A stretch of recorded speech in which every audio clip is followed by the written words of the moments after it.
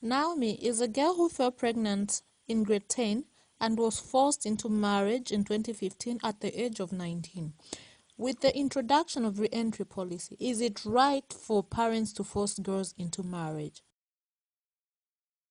Mwenzopunzira pe mnakwatiriye oloya. Nzopunzira. Mnasira grade what? 10. Chifuka. Nenzeri na mimba pa school na bwankala mimba. Pa bwantaka dakwati. So mvera maparenti. Maparenti yakuuza so mwana wanga punzira so mlife mbe vili bonse fotiri no.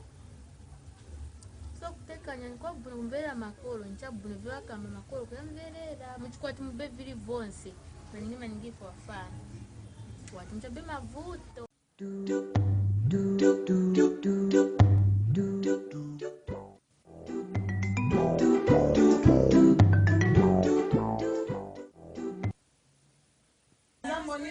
Sasa ngakona ngoma chikala makambati ati mwana kankala na mimba aendelee tu kuchikwati kai futi kai nsemwa ila azanga mwana buno paja futi after time uzaka matekana apitilize school bena ngwana ali benzero zapeza futi abwezapo futi akafuti na vumo yake so but chabuna kuti mwana kankala na mimba noti kupitiliza kukhala na kuvikwati vina ngopeza kapena mama mpasa mimba kapena kumucha kagona pasiti aendo ngapa baba nimba bapongoza gona pasiti na mwamuna wake zakuseni ona so mwana kankala na mimba kukuza bapitiliza school koma makolo lambicha na mayo pachencha milingi So manje solution bwanje. Solution mayaninga wakambile chabe koma mwana ndapaka ipalizingati pali vana mitundu ziviri venangu vana inanzera usakankana mimba punzi ya poleson kuti apa sisakabwezepo futi venangu vana uzakamatia imwana angapitiliza skulu mwana nza kulelira azaenda kuskulu kuja kuskulu kuja zapunzi yako pena ngungatenzera mimba mu 27 8 9 10 inangu asiza skulu mwana na vana vatatu sasa nafuti wamene nenzera mwana mnenyumba anankana mimba mshari mu 27 maizao tsiachoka na mimba sasa namuza kuti isisika mimba akakaikoleka kangono akasiriza chetemu yonse muzako chetemu temu 3 pa ukashite bwaji mwana nakamba na vena ngubana okay no chikamba tipera kungaike makolo bana vena ngobonga wanga mwana ine anakana kati ne mami skulu yayi mtape chikwati sapa skulu na chikwati wasankapo chane kile chikwati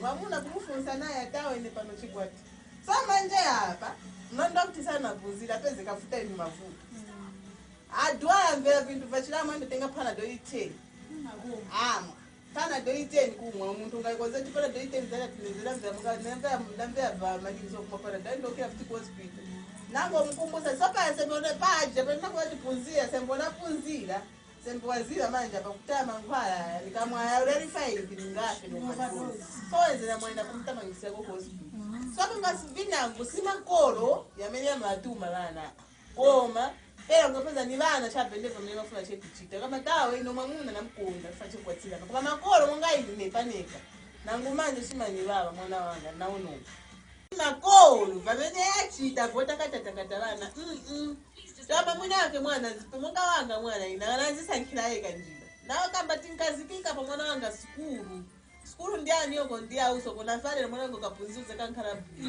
ngoma mwanaka nango kuti mamine nifuna chabechi kwati manjala makolo amene yatenga bana kwenda kuti yayi enda kuchikwati enda kuima muno mnana nakupasa mimba yayi mami alibe nyumba sungiwa chaba tiwa pamene wenzo chita chali sonzo ziva tasungiwa chaba koma makolo mtima uma baba koma wazisungani tima